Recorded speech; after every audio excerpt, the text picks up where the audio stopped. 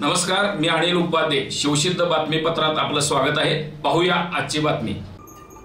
बातमी आहे रुकडीमधून.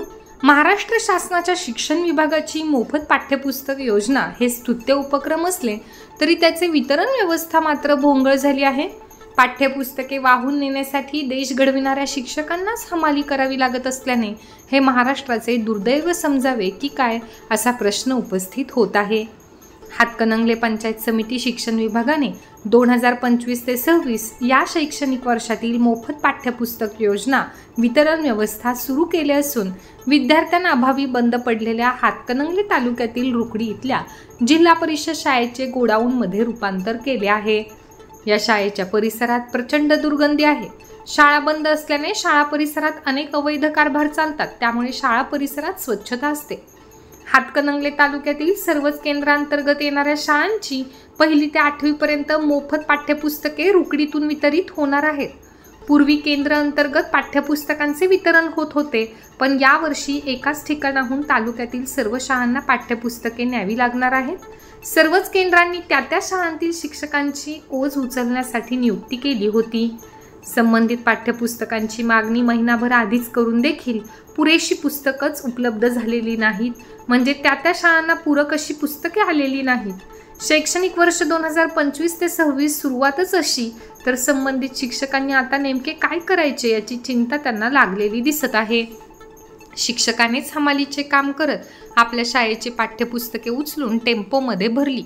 मुळातच शिक्षकांना शैक्षणिक कामातून अन्य प्रशासकीय कामे लावून अशैक्षणिक प्रवाहात आणल्यामुळे प्राथमिक व माध्यमिक शिक्षक मूळ शिक्षण व्यवस्थेतून भरकटत चालला आहे.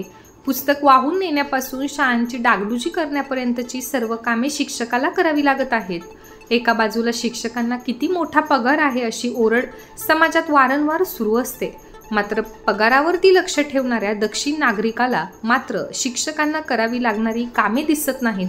हे दुर्दैव असून हे चित्र कधीतरी बदलणे गरजेचे आहे. शासनाची मोफत पाठ्यपुस्तके योजना स्तुत्य असून ही सर्वांच्यासाठी आहे. या योजनेचा लाभ घेण्याऐवजी पालक आपल्या मुलांना खाजगी शाळेत दाखल करत आहेत, त्यामुळे शासनाच्या जिल्हा परिषदेच्या शाळा ओस पडत आहेत. ही फार मोठी शोकांतिका असून समाज व्यवस्थेने खाजगी शाळांऐवजी सरकारी शाळांचे अस्तित्व टिकवणे गरजेचे आहे.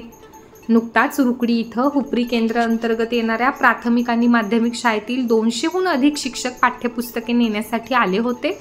3-4 तासाचा हा कार्यक्रम सुरू होता, पण या ठिकाणी प्रशासनाने कोणतीच व्यवस्था केलेली नव्हती.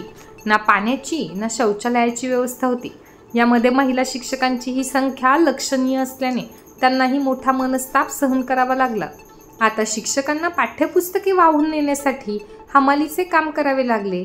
भविष्यात आणखीन काय कामे करावी लागतील याचा नेम नाही. त्यामुळे देश घडविणाऱ्या शिक्षकांवरतीच जर ज्ञानार्जनाऐवजी अशैक्षणिक कामे लादली जात असतील तर त्या शिक्षकांची मानसिकता काय राहू शकते असा प्रश्न उपस्थित होत आहे.